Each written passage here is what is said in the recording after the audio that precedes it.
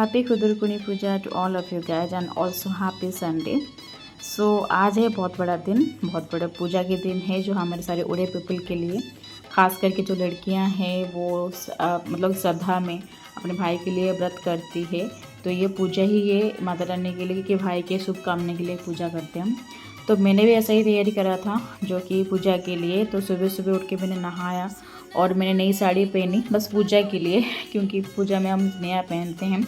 तो सुबह सुबह जो पूजा होते हैं ना वो बाली में रख के, जैसे बालू होता है उसके ऊपर सारे फूल वगैरह सुपारी वगैरह चढ़ा के हम पूजा करते हैं। तो उससे पहले जो सारी प्रिपरेशन थी वो मैंने करा भगवान जी के पास, क्योंकि ये जो देवी माँ ही है तो हमारे पास फ़ोटो थी देवी माँ की, मैं वहाँ पे पूजा करने वाली हूँ। तो आप देख सकते हो यहाँ पर जैसे बालू रखा हुआ है उसी के पास ही पूजा किया जाएगा, ठीक है। हल्दी के पानी यहाँ पे डाल के तो कुछ सामान में लेके आई थी पूजा के सामान। तो मुझे क्या क्या चाहिए, मैं यहाँ पे प्रिपरेशन कर रही हूँ। तो ये जो पूजा है, तो ये जो पूजा में ऐसा होता है कि एक लड़की मतलब जो बहन है भाई के लिए व्रत करती है। तो इसका जो हिस्ट्री है ऐसे ये मतलब कि जो माता रानी जो पैदा मतलब कि जो उनका जो कहावत है, तो सात भाई थे और एक बहन। तो जब वो चले गए थे जैसे बिजनेस करके, जैसे हम जैसे नाव में जाते हैं ना, पहले बिजनेस करते थे तो ऐसे नाव में सारे सामान लेके दूसरे देश पे जाते थे, दूसरे देश से कुछ सामान लेके आते थे, वैसे उस टाइम में बिजनेस होता था।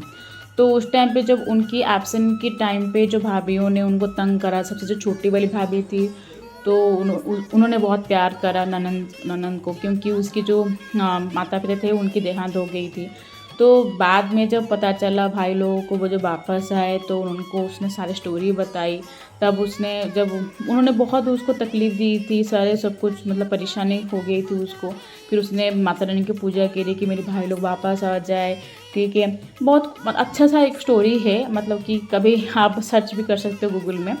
तो जब वापस उसके भाई लोग आए तो उन्होंने अपनी भाभीयों को, उनके भाभीयों को बहुत डांटा, मतलब कि उनको पनिशमेंट दे दी। वो लोग चले गए अपने मायके में। फिर बाद में पता चला सबको, जो शादी वादी हो गई तो पता चला कि वो देवी माँ ही थी जो कि मनुष्य के रूप में धरती पे थी और हम उसको पहचान ही नहीं पाए। तो ऐसा ही स्टोरी है। तो देवी माँ तो हर जगह पे है। तो ऐसी बहुत सारी कहानी हैं जो हमारे पुराण में भी है, जो कि हिस्ट्री में भी है। तो एक बहुत खूबसूरत सा स्टोरी है, आप चाहे तो कभी भी रीड कर सकते हो गूगल में भी जाके। तो ये इस पूजा को मतलब कि बजाय रखने के लिए परंपरा है, हम बचपन से ही करते आ रहे हैं। मैं तो बचपन से करते आ रही हूँ, तो आगे भी करते रहूँगी। तो शादी के बाद एक होता है ना, पहला जो आपका शादी का जो पहला जो साल होता है उस पर आप करते हो। उसके बाद तो सब कुछ आपका जो ससुराल में जो होता है वैसे वाली पूजा ही होती है। बट ये हमारा जो रीति रिवाज है हर उड़ीसा वासी के लिए, तो हम ऐसे ही रिचुअल फॉलो करते आए हैं। तो सुबह सुबह जैसे जो मैंने अभी बताया था, जैसे बालू के पास हम पूजा करते हैं वो मैंने करा। फिर पूजा करने के बाद मैं नीचे चली गई थी, जो भाभी लोग जो हमने मूर्ति खरीद के रखा था, तो वहाँ पर भी उनको जैसे हम नहाते हैं वैसे भगवान जी को भी हम पंचामृत से और जैसे काजल लगा के उनको सजावट करके पूजा करते हैं, उनका मुख दर्शन करवाते हैं। उसके बाद जैसे नॉर्मल जैसे कोई भी भोग लगाओ, फ्रूट्स वगैरह कुछ भी वो लगा के हम खा के फिर हम रेस्ट करते हैं, मतलब शाम की तैयारी कर देते हैं, ठीक है। क्योंकि बहुत काम होते हैं, अगर तब सिंगल करो ना तो ठीक है चल जाते हैं, बट ग्रुप में करो ना बहुत सारे काम हो जाते हैं। अच्छा भी लगता है, प्रिपरेशन करो, एंजॉय करो, बहुत अच्छा लगता है।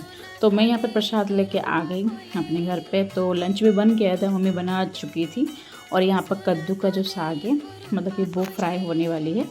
तो बस ये लगभग हमारा कुछ ज़्यादा नहीं बना था, सिंपल खाना, आलू मटर की सब्ज़ी, दाल चावल और कद्दू के साग की भाजी। तो ये पूरा घी में हमारे घर पे बना था, तो हमने खाया। तो नेक्स्ट जन्माष्टमी थी, मैंने बताया भी जन्माष्टमी वाली वीडियो में। तो बहुत सारे काम थे, उसके लिए भी मैंने फ्रीज साफ़ करा था और अच्छे से पानी रखा था बर्फ़ के लिए, क्योंकि नेक्स्ट मुझे बटर बनानी थी उससे घी के साथ। तो थोड़ी देर के लिए फिर मैं आ गई छत के ऊपर थोड़ा सा रिलैक्स होने के लिए, क्योंकि बहुत बिजी हो गई, बहुत थक भी गई थी मैं। तो इसलिए मैं छत के ऊपर थोड़ा सा रिलैक्स करने के लिए।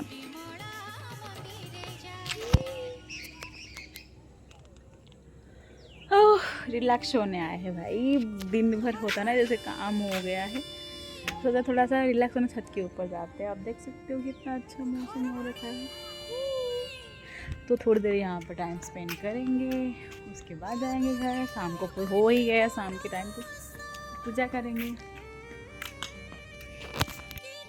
फिर शाम को मैं फिर से आ गई भाभी लोगों के पास पूजा करने के लिए। तो शाम को जो मेन पूजा होती है वो शाम को ही होती है। तो हमने स्टार्ट कर दिया था। आई थिंक 7:30 बजे तक हमने स्टार्ट कर दिया था पूजा। डोली रे बसिला के बोले छेली रखिला के बोले भात मुसा माटी बनस्ते खाई थिला खुंटी पाउसो गुणाए खाइला तेणुटी भाई की कहिला केहू बोलइए इठारे तीक्ष्ण छुरीटी देले करे पुणी ना करे काटिबा आंबकु बड़े नसीब ए मते परिहास करी कहंती सादा बर नारी तहिनु तारु सर्वे गले जे जहा विधि जे आनिले विविध फूलमाल मान कर्पूर कस्तूरी चंदन अगुरु दीप दीपावली बंदाई देले हुला हुली श्रीफल आदि जे बेफल काकुड़ी मका जे कदली उकुड़ा मुह ठूल करी चांगुड़ा मान करे भरी देखी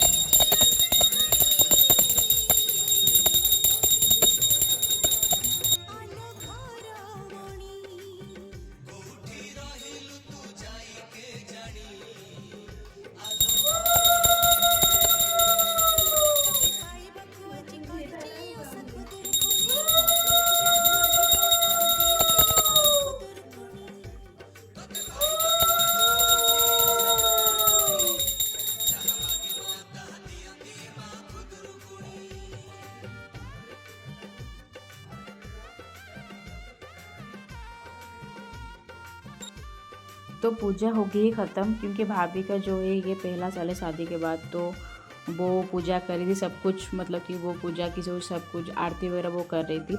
तो मैं तो करती हूँ हर साल, वैसे 2 साल बीच में छूट जाते हैं क्योंकि मैं दिल्ली में जब जॉब करती हूँ तो कर नहीं पाती हूँ ज़्यादातर, बट 1-2 बार मैंने करा है। तो यहाँ पे थी तो मैंने कहा कि इसका तो ज़रूर करना है। तो मैं घर आ गई थी प्रसाद खा के दोबारा से। फिर मैंने थोड़ा सा ज़्यादा नहीं, सिंपल पराठा और बीन्स आलू की फ्राई करा डिनर के लिए। तो ये है हमारा उड़ीसा का जो है एक पूजा। बहुत सारे पर्व है, वैसे कहावत है कि 12 बरस 13 पर्व। तो उड़ीसा में बहुत सारे फेस्टिवल है जो जानने के लिए है, आप ज़रूर जान सकते हैं। तो मिलते हैं नेक्स्ट वीडियो में ऐसे और सारी कहानी के साथ। Bye bye.